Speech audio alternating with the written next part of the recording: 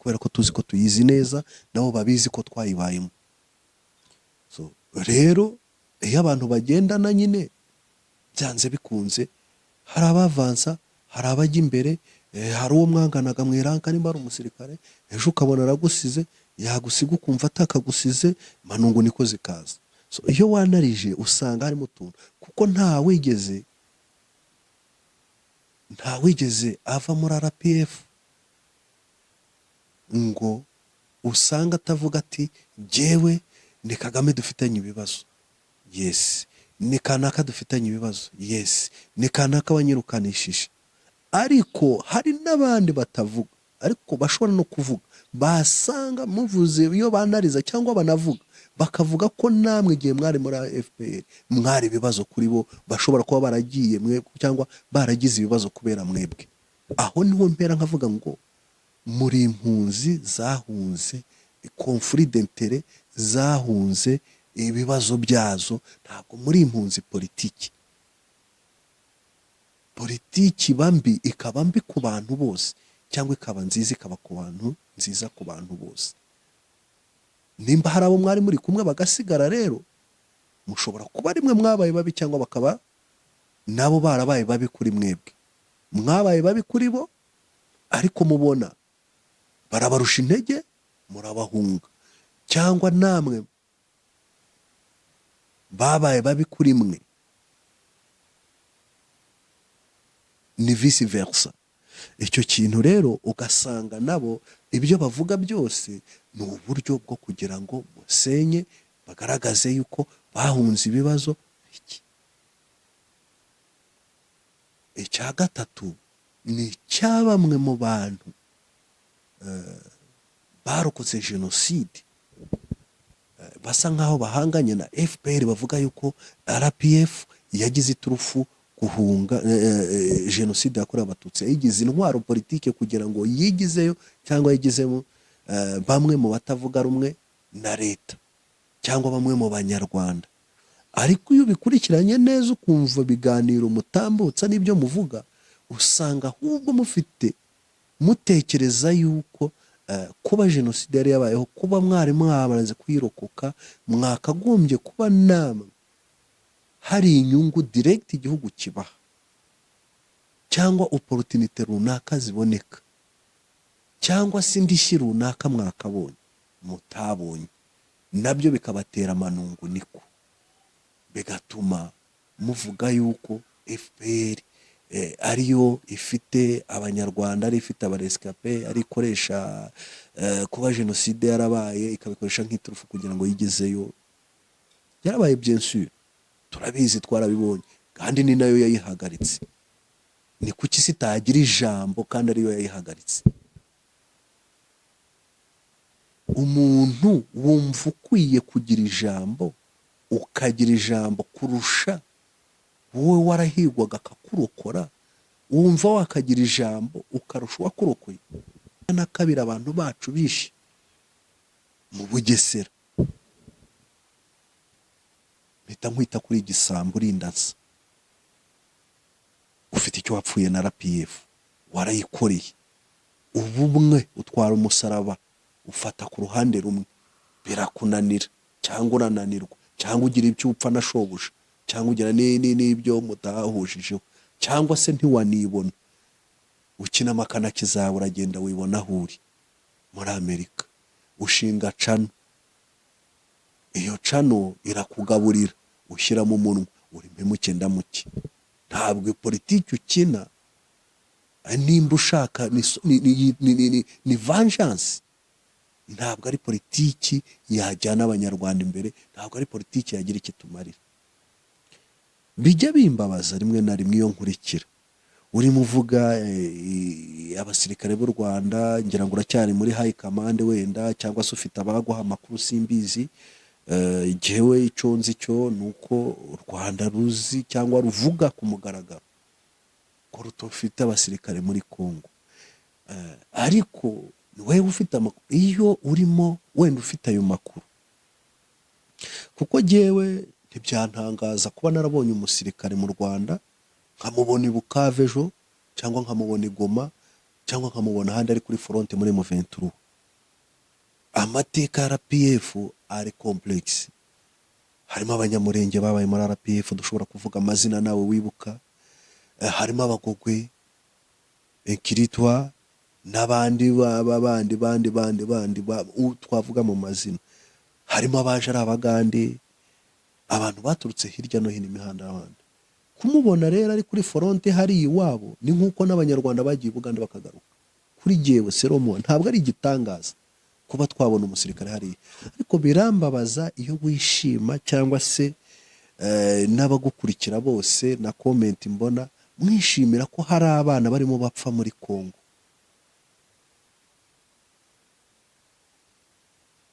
Ahubwo mwakaje mubabara murira munafite agahinda. Nimba mufata igihugu se bakaba bapfa bakaba bashize, muzaza muyobora iki? Nshuti bakunzi mudukurikiye, reka twongere tubasuhuze, reka twongere tubifuriza amahoro, ishya n'ihirwe aho muri hose. Ngira ngo rero twari tumaze iminsi itari mikeya kandi itari myinshi tutarimo kubagezaho ibiganiro, kandi dusa nkaho duhuze, ariko umuntu abahuze arimo ashaka amakuru cyangwa se hari n'ibindi bibazo bimwe na bimwe ukemura mu buzima. Burya hari igihe ukora ariko ukaba ni ngombwa kujya usubira mu nganzo, cyangwa se ugatekereza ukongera ukasetinga ukavuga uti ibyo mvuga cyangwa se ibyo nkora reka nongere njye mu nganzo. Ngira ngo rero muri ino minsi tuvuye mu minsi mu cyumweru cyo kwibuka. Tuvuye mu cyumweru cyo kwibuka, mu cyumweru haba harimo ibiganiro bitandukanye ku bari mu gihugu. Ngira ngo twagiye tubikurikira cyane cyane hirya no hino, aho abantu babaga bibukira kuri za televiziyo, kuri za radiyo. Ariko ngira ngo icyo nshaka kuvugaho uyu munsi ntabwo ari ukwibuka komutere, ntabwo ari ukwibuka nk'ibisanzwe, ntabwo ari topic nshaka kuvugaho kwibuka, kuko n'ubundi turacyari mu minsi ijana yo kwibuka, iminsi jenoside yakorewe abatutsi muri 1994 yamaze.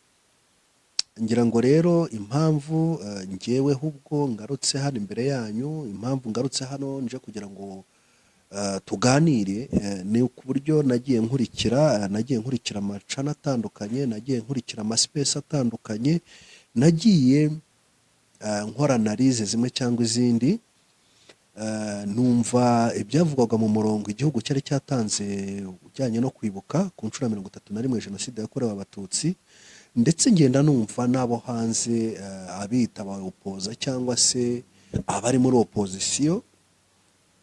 Hanyuma bituma nibaza byinshi, ndibaza ikibazo rero nibashije cya mbere ni iki. Naratekereje mbere kumva ibintu bivugwa, naratekereje ntese kuko mu Rwanda hari opozisiyo ibaho? Ese wowe ubyumva ute? Hari opozisiyo ibaho? Twumva abantu bavuga, abantu bakiriye ama YouTube channel ko cengeza wenda amatwara yabo, ariko ibyo bavuga ntabwo mbifata nkaho ari imitwe, ahubwo mbifata nkaho ari ibitekerezo by'umuntu ku giti cye abatambutsa kugira ngo abashe gukonvenka cyangwa se kumvikanisha ibyo avuga. Abandi nkabona ko ari mu buryo bw'ubucuruzi kugira ngo bibonere amaronko, niko mbibona. Icya mbere ndi buhereho rero wenda ni ibiganiro byatarangira ngo guhera ku itariki ya 6 cyangwa bivuga ku itariki ya 6 ubwo indege Habyarimana yahanukaga. Uwari umukuru w'igihugu Habyarimana Juvenal akitaba Imana azize impanuka y'indege.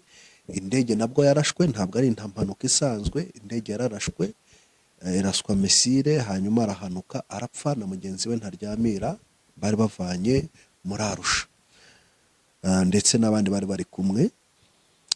Rero bamwe mu babivuga ngira ngo mu Rwanda tutangira kwibuka ku itariki ya 7 kuko nyuma y'indege imaze kumanuka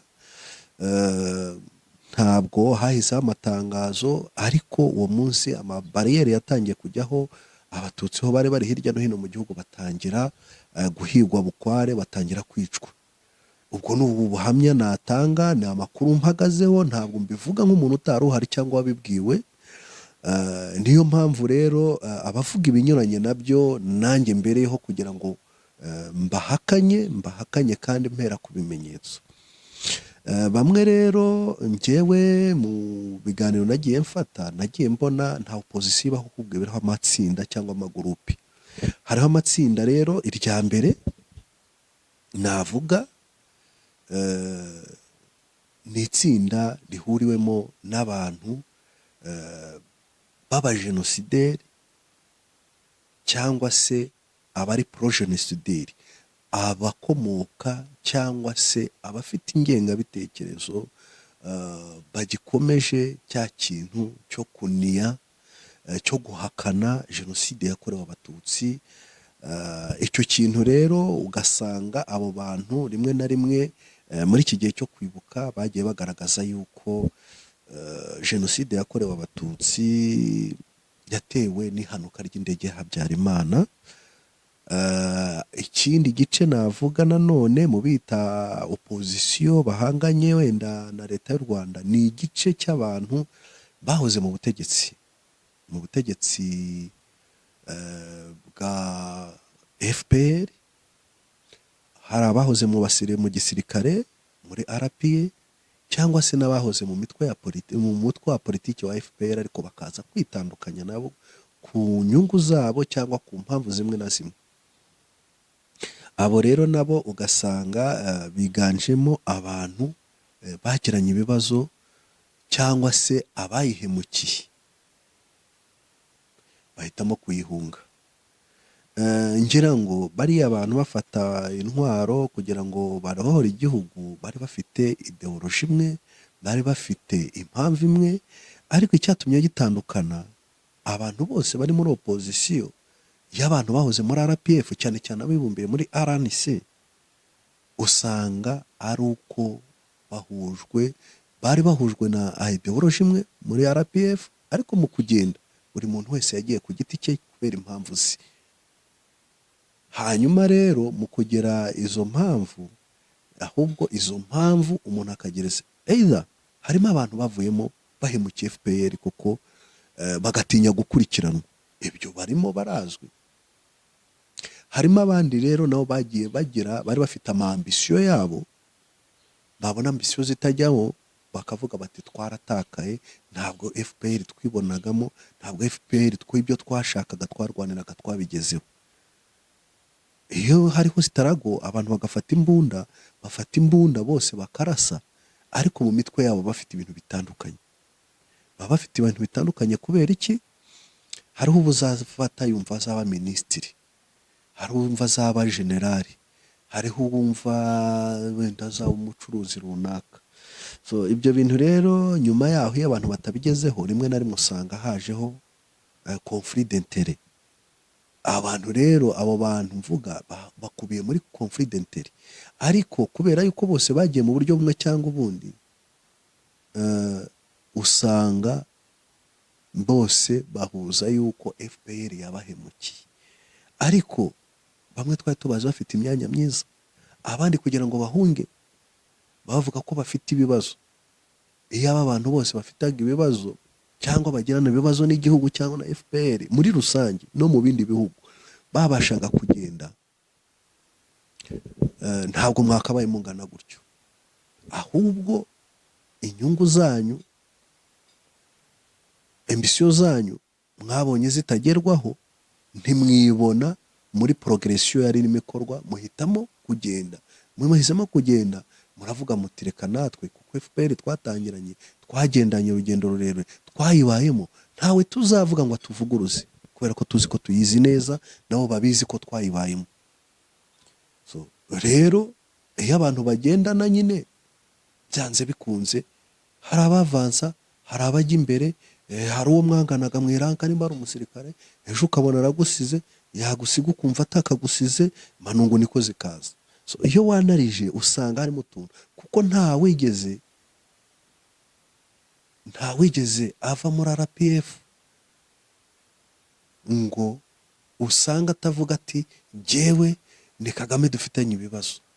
Yes, ni kanaka dufitanye ibibazo, yes, ni kanaka wanyirukanishije, ariko hari n'abandi batavuga ariko bashobora no kuvuga, basanga muvuze iyo banariza cyangwa banavuga bakavuga ko namwe igihe mwari muri FPR mwari ibibazo kuri bo, bashobora kuba baragiye mwe cyangwa baragize ibibazo kubera mwebwe.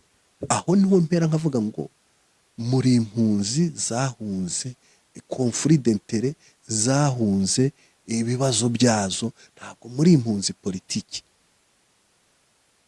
Politiki iba mbi, ikaba mbi ku bantu bose, cyangwa ikaba nziza ikaba ku bantu nziza ku bantu bose. Nimba hari abo mwari muri kumwe bagasigara rero, mushobora kuba rimwe mwabaye babi cyangwa bakaba nabo barabaye babi kuri mwebwe. Mwabaye babi kuri bo ariko mubona barabarusha intege murabahunga, cyangwa namwe babaye babi kuri mwe, ni vice versa. Icyo kintu rero ugasanga nabo ibyo bavuga byose ni uburyo bwo kugira ngo musenye, bagaragaze yuko bahunze ibibazo iki.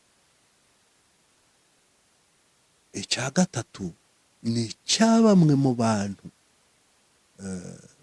barokotse jenoside, basa nkaho bahanganye na FPR, bavuga yuko RPF yagize iturufu guhunga jenoside yakorewe abatutsi, yayigize intwaro politike kugira ngo yigizeyo cyangwa yigizemo bamwe mu batavuga rumwe na leta cyangwa bamwe mu banyarwanda. Ariko iyo bikurikiranye neza ukumva biganiro mutambutsa n'ibyo muvuga, usanga ahubwo mutekereza yuko kuba jenoside yari yabayeho, kuba mwari mwamaze kuyirokoka, mwakagombye kuba namwe hari inyungu direct igihugu kibaha cyangwa opportunity runaka ziboneka cyangwa se indishyi runaka mwakabonye mutabonye, nabyo bikabatera amanungu niko bigatuma muvuga yuko FPR ariyo ifite abanyarwanda, ari ifite abarescape, ari ikoresha kuba jenoside yarabaye ikabikoresha nk'iturufu kugira ngo yigezeyo. Yarabaye bien sûr, turabizi, twarabibonye, kandi ni nayo yayihagaritse. Ni kuki sitagira ijambo kandi ariyo yayihagaritse? Umuntu wumva ukwiye kugira ijambo, ukagira ijambo kurusha wowe warahigwaga akakurokora, wumva wakagira ijambo ukarusha uwakurokoye? Ça c'est impossible. Muri teo birumvikana ariko muri pratique ntibishoboka. So ibyo rero bintu byose uko navuga abo bantu abari bo bose, icyo nashaka kugarukaho ni uburyo benterprese bavuga ko indege ya Habyarimana yahanuwe na planifiwa na Perezida Kagame, nyuma yo kuyihanura, hanyuma Habyarimana yamara gupfa, abahutu bakarakara b'intagondwa, bakirara mu batutsi bakabica. Ariko muri 1992 njyewe wacu barishe, aho nari ntuye barishe, aho nkomoka. Hanyuma nimba muvuga ko indege ya Habyarimana ariyo yatumye ipfa ry'abatutsi ribaho, muri 1992 Habyarimana yarapfuye, arazuka no muri 1994 arapfa. Icyo nicyo umuntu akwiye kwibaza. Numvishe deba yakozwe na n'uwitwa Jean Paul Turayishimiye wahoze muri RPF ukira Cano, yakoze ikiganiro avuga yuko rwose kuba indege yarahanutse ibyo ndabyemeye, yarabivuze, wabaga muri RPF, hari ibyo uzi ntazi, ntaguhakanye. Ariko se RPF itera muri 1990, muri 1994 imwe abagogwe bicwa n'ahandi uzi Habyarimana yari yapfuye, noneho arongera azuka muri 1994 kubera yuko noneho yongeye akaraswa abatutsi bagapfa. Donc ntabwo jenoside kuri mwebwe ntabwo yateguwe, ntabwo yigeze ibaho, kubwo umugambi yabayeho, kubwo indege yamaze kuhanurwa kubera ko hari hanuwe na Kagame na RPF, kandi RPF bavuga ko ari abatutsi batera bagarutse mu gihugu kugira uburenganzira bwabo bari barabujijwe ngo busubirane. Kubera icyo ngicyo nicyo mpamvu uvuga ngo bishwe kubera yuko RPF yahanuye indege, so bikaba byitwa umugambi wa RPF. Rero ntabwo nje nzaza kuri cano ngo ntukane nkamwe, ntabwo nzaza kuri cano ngo mvuge cyangwa se nshyigikire, ntabwo nkorera nta n'umwe. Mvuga ukuri kwanjye, mvuga ibyo nabonye, ariko hariho ibintu muvuga bikadukomeretsa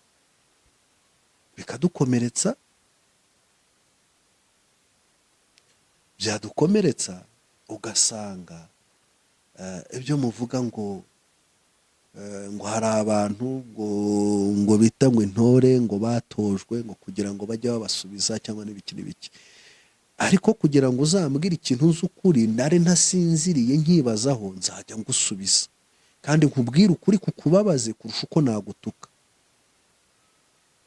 Nakubwira ngo ivuga biriya, twibuka muri 92 abantu bacu bishe mu Bugesera, mpita nkwita kuri igisambu urindasa, ufite icyo wapfuye na RPF, warayikoreye. Ubumwe utwara umusaraba ufata ku ruhande rumwe, birakunanira cyangwa urananirwa cyangwa ugira ibyo upfa na shobuja cyangwa ugira n'ibyo mutahujijeho cyangwa se ntiwanibona, ukina amakanaki zawe uragenda wibona aho uri muri Amerika, ushinga cano, iyo cano irakugaburira, ushyiramo umunwa, uri mpemuke ndamuke. Ntabwo politiki ukina nimba ushaka ni vengeance, ntabwo ari politiki yajyana abanyarwanda imbere, ntabwo ari politiki yagira ikitumarira. Bijya bimbabaza rimwe na rimwe iyo nkurikira urimo uvuga abasirikare b'u Rwanda, ngira ngo uracyari muri high command wenda, cyangwa se ufite abaguha amakuru simbizi. Jewe icyo nzi cyo nuko u Rwanda ruzi cyangwa ruvuga ku mugaragaro ko rutofite abasirikare muri Kongo, ariko wewe ufite amakuru, iyo urimo wenda ufite ayo makuru, kuko jewe ntibyantangaza kuba narabonye umusirikare mu Rwanda nkamubona i Bukavu ejo, cyangwa nkamubona i Goma, cyangwa nkamubona ahandi ari kuri fronte muri M23. Amateka ya RPF ari complex, harimo abanyamurenge babaye muri RPF, dushobora kuvuga amazina nawe wibuka, harimo abagogwe, Kiritwa n'abandi bandi twavuga mu mazina, harimo abaje ari Abagande, abantu baturutse hirya no hino imihanda y'abandi. Kumubona rero ari kuri fronte hari iwabo, ni nkuko n'abanyarwanda bagiye Bugande bakagaruka. Kuri jewe Seromo ntabwo ari igitangaza kuba twabona umusirikare hari, ariko birambabaza iyo wishima cyangwa se n'abagukurikira bose na comment mbona mwishimira ko hari abana barimo bapfa muri Kongo.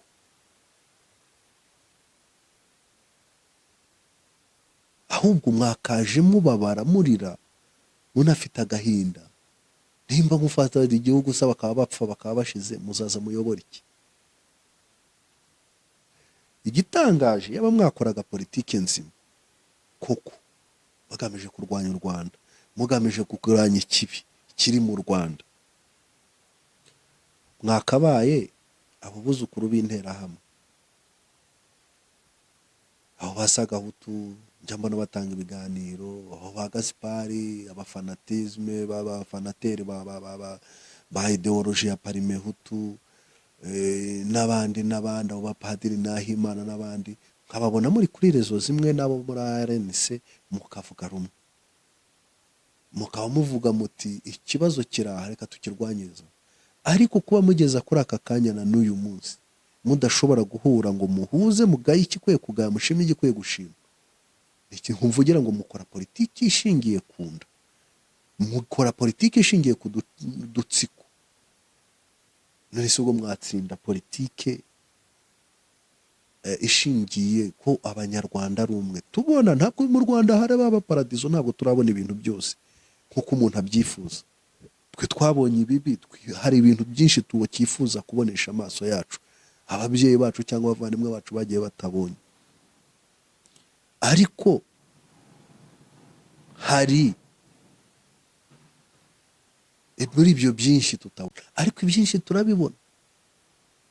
Twize cyangwa se twavutse tubona ababyeyi bana handitsemo Hutu Tutsi, ntabyo tubona. Twize kugira ngo wambuke Nyabarongo ujye muri Kigali uvuye mu Bugesera cyari ikibazo. Twavutse tubona ba data batotezwa, twavutse tubona, ariko ibyo bintu ntibikibaho. Twavutse twumva cyangwa se tubona bamwe mu bavandimwe bacu bafite ubwenge ariko badatsinda ngo bajye mu mashuri. Niwuhe munyarwanda utakiga kuri uyu munsi uko abishoboye? Reka twe kuvuga yuko yiga uko bikwiriye, ariko uko bishoboka. Ashobora kubuzwa na kategori arimo, tubyemere, akajya muri 9 undi akisanga London. Ibyo it's okay, twese turabyemera turabibona. Ariko se hari ufite ubushobozi ushaka kujya hanaha akabibuzwa kubera ari ubwoko ubu n'ubu cyangwa avuka hanaha? Ibyo ntibibaho. Hari umwana ubona amahirwe yo kujya kwiga, bamenya ko se yakoze jenoside cyangwa akomoka ku mujenosideri ukiri muri FDLR yari hirya, bakamubuza kujya kwiga.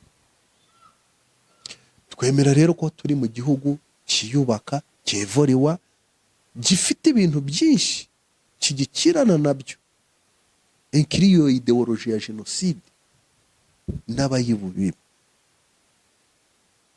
n'ibisigisigi byabo n'ibyabyo. Turabazi ko bagihari. Twebwe noneho tutaba mu myanya, mu myanya bibona muri politiki, ariko twe tubibona umunsi ku wundi. Ariko ubirimo, uwabisigayemo, nkandondogo z'ikirondwe. Ariko noneho biratangaje kumva umuntu warokotse jenoside avuga yuko abarokotse jenoside batagira ijambo. Ijambo ushaka ko bagira ni irihe se ubundi? Ni irihe? Mbwira yumva wowe wumva wagira. Bararokotse, barahungabanye, bataye personalite kubera ibyababayeho. Ni ukuvuga ngo bakora ibyo bashoboye cyangwa bakoreshwa ibyo bashoboye.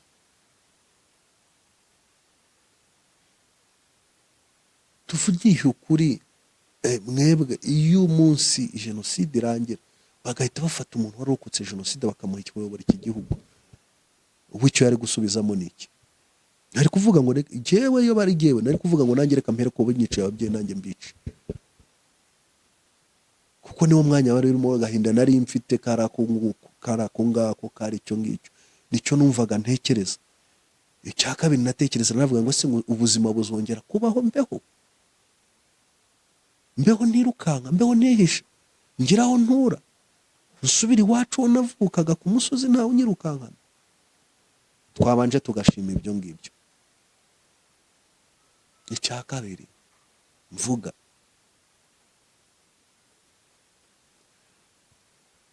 muvuga ko leta itagize ikimarira abarokotse jenoside, ko ntawe uvuga, ntawe ufite uburenganzira bwo kuvuga.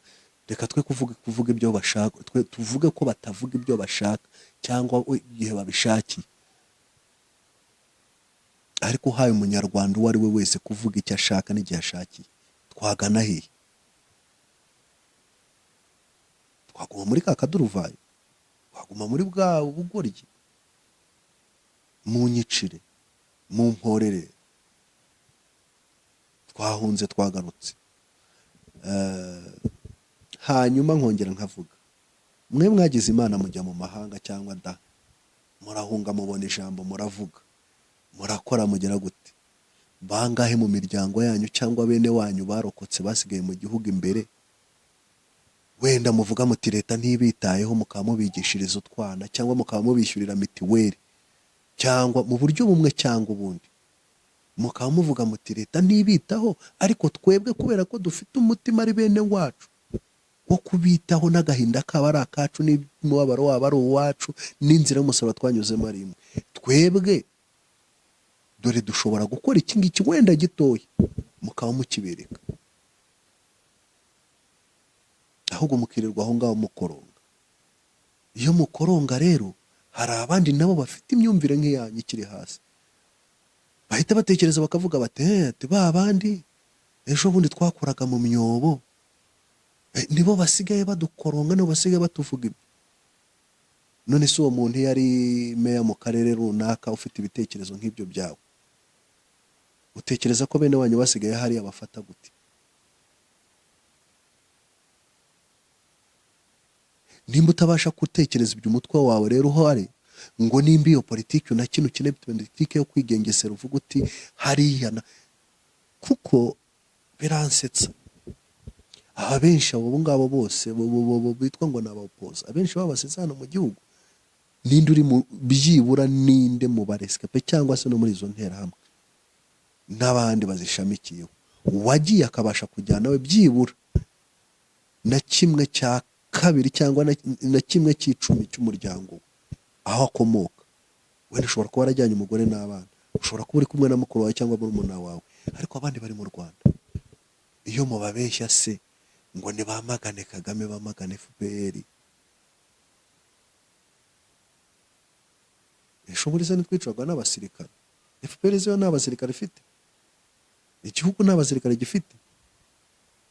None se cyo kuki kitabyuka mu gitondo kikavuga kiti nimukureho izi mbwa harasinga, ugasanga usemeye bene wanyu ku gasaya kawe hariya, nyamara hariya wowe urarya ukaryama urasinzira, urigisha umwana wawe, urakora ibiguteza imbere, wowe uramushuka.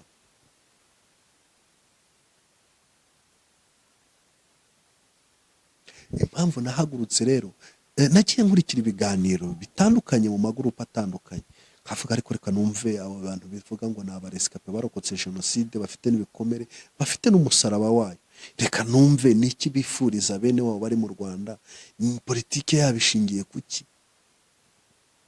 Ese ko bavuga ngo bari muri politike, muri iyo impinduramatwara, aharamutse agarutse uyu munsi ukagaruka uyu munsi ubutegetsi bwa FPR utakiriho, wakora iki?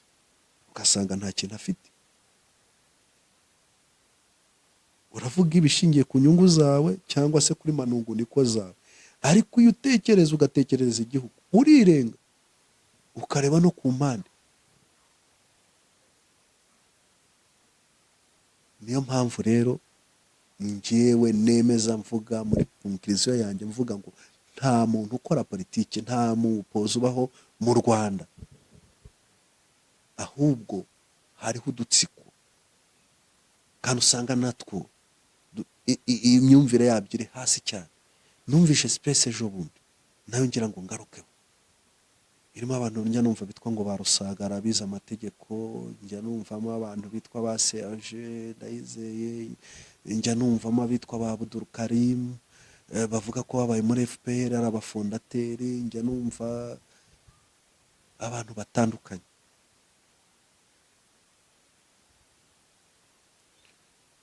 Abo bantu iyo bavuga nta kindi bagarukaho, bagaruka kuri Kagame.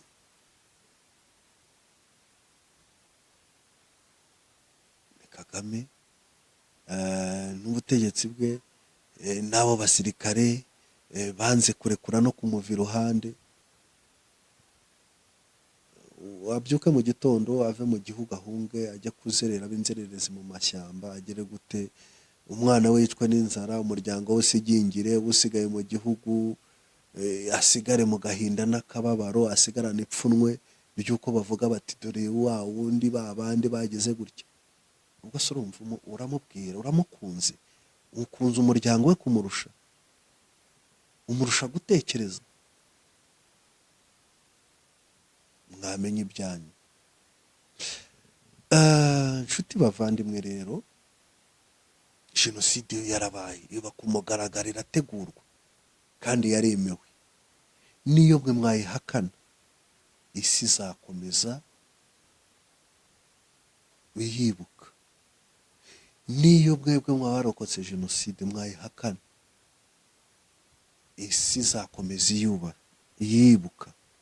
niyo mpamvu rero abantu batagakwiye kureba utuntu dutoya, niyo mpamvu abantu batakwiye kugendera ku dutiku dutoya, niyo mpamvu abantu batakwiye kugendera ku marangamutima yabo, kugira ngo bongere basubize u Rwanda inyuma, barusubize mu icuraburindi, bongere barusubizeho umuntu yibona mu itsinda cyangwa mu gurupe runaka. Urugero muduha turarubona. Ese ko muri abakombozi, reba FDLR iramutse ije hano mu gitondo tukayibona hano mu Rwanda, iyobowe na ba Gakwerere n'abandi bavuga yuko bazagaruka mu gihugu nta mututsi bazongera kubona, byagenda gute? Reba noneho bukeye mu gitondo tugasanga igihugu kirayoborwa n'abo bantu bo muri RNC birirwa bakoronga bene wabo babanye, bagendanye, basangiye. Bahageze byagenda gute? Babanza kwikiza bene wabo, kandi ntabwo bareka nabo ngabo bita ngo ni Abahutu, nabo ntibabareka, kuko iyo rero icyo mbona ngewe gihari kandi kitazahinduka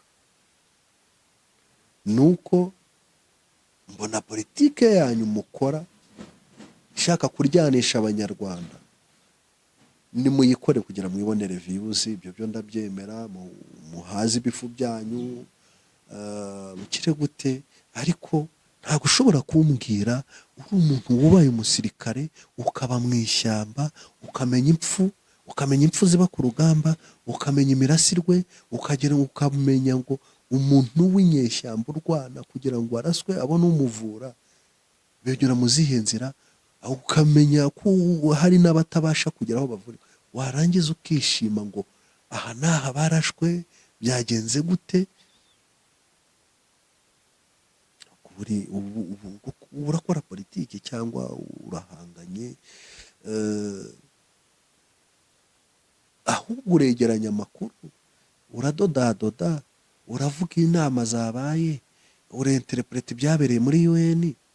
Nyine ni ukugira ngo abantu bumve ko ufite amakuru, bagukurikire, ubone izo views, zibone, zikorere. Ariko politiki yo ntayo mbona. Nimukore ibyo mushoboye, muzane ibyo bihuha, muvanga ibyo muzi. Yego hari ibyo muvuga muzi, tubyemere nabyo, kuko ntihabuze ibipfapfa n'ibipfayongo biryamye hano batekereza yuko impinduka cyangwa se ubuzima bwabo cyangwa imibereho yabo ishobora guhindurwa nawe wenda ko mwabanye, cyangwa uri mwene wabo, cyangwa wenda uvuga ibijyanye n'ibyo atekereza, akumva ko ejo mu gitondo byahinduka. Ariko inshuti zanjye, reka wenda ku musozo mbaha inama, mbabwire icyo mutibaza. Ese banyarwanda, banyarwandakazi, tujye twibaza, nzajya nsoza mbaha buri wese muha ikintu bita umukoro. Mutekereza ngo impinduka ituruka hehe? Impinduka itwara igihe kingana iki? Impinduka itwara ibitambo bingana iki? Reka dufatire iwacu RPF kuva yatera muri 90 kugera muri 94 aho ifatiye ubutegetsi, ibitambo byabaye muri iki gihugu bingana iki? Haba ari ku rugamba, haba abaturage b'abasivili bapfuye bazira uko bavutse, ibyo ni ibitambo. Nta mpinduka itagira ibitambo. Ese uri tayari kwitambira igitambo ku muntu nawe urwana intambara y'inda ye? Uri tayari gutanga igitambo urengera igihugu cyawe, uvuga uti aho kigeze ntikizasubira inyuma, ntikigasubira inyuma? Hari intambwe yateye, hari ibyabaye turabibona, abantu barapfa, abandi barahunga, abantu barababara, abantu baragendana ibikomere ku mibiri no ku mitima, abantu babura ibibyeyi, abandi babura abana. Ariko uyu munsi twari tumaze gutera intambwe, ntavuga ko atari nini cyane, ni nini bitewe n'aho twaturutse twebwe nk'igihugu, ni nini bitewe n'ubushobozi bwacu nk'igihugu, ariko ni na ntoya utekereje unarebye aho duturutse n'ibyatubayeho n'aho dushaka kujya. Ngaho rero uzatera inkunga cyangwa imbaraga zawe cyangwa umusanzu wawe wumva ukwiriye kuwuha uriya muntu uri hariya uza muri Nyungwe akaza gutega imodoka zigenda akica abantu, akajya i Nyamata agatwika imodoka akica abantu, akaza mu Birunga akaza yitwikiriye ijoro akaza kwica abaturage, cyangwa wayitera ufite aho ageze uvuga uti reka nkomerezeho twageze cyangwa igihugu kigeze kiyubaka kugira ngo tujye mbere, kugira ngo ibyabaye ntibizongere kuba, kugira ngo buri muntu wese yibone nk'umwenegihugu, buri muntu wese abone impinduka muri we, buri muntu wese abone iterambere rimugeraho n'abo ritarageraho ribagereho, buri muntu wese yibone yisanzuye, buri muntu wese agire uburenganzira bungana n'ubwa mugenzi we. Ni iyihe shuwa yawe, n'ahe mahitamo? Wowe iyo wumvisha ibi ngibi, murabyumva ntitubivuga, turacecetse turi hariya, ariko umuntu arahaguruka ku mugaragaro. Twari tuzi ko ari umuntu w'umujeni uri mu iterambere, utejwe ishema no kubona igihugu cye gitera imbere, utejwe ishema no kubona igihugu kirimo kijya mbere.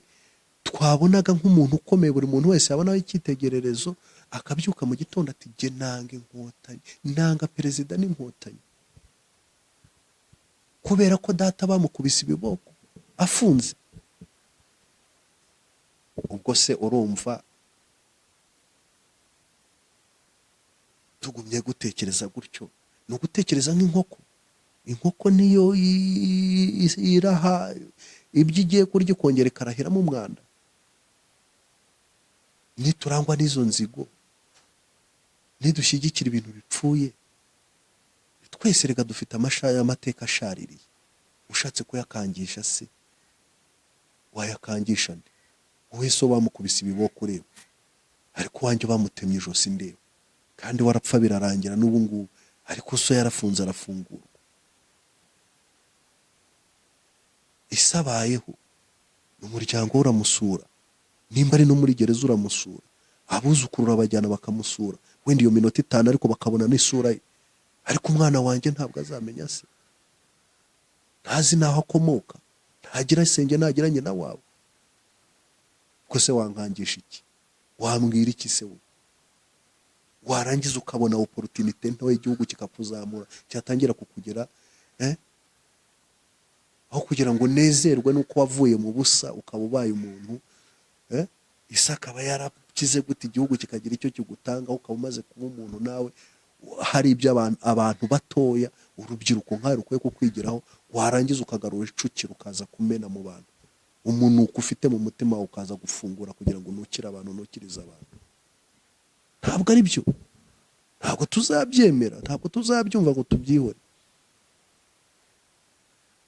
Tuzababwira ukuri, ntabwo twabayeho mubishaka, ntabwo twabayeho mudukunda, n'ubu ntimudukunda, nta nubwo mwanadukunda.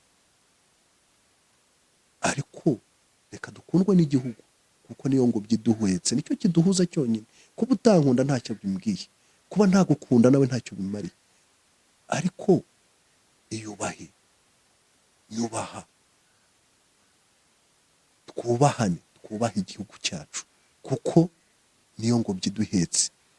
Twareka ibindi, twabura ibindi, twatakaza byose tukabyihanganira, ariko nta wihanganira gutakaza igihugu. Niyo mpamvu rero tugomba twese kwemera kugira ibyo dusiga, kugira ngo turebe imbere, tugende umujyo umwe, twubake igihugu cyacu.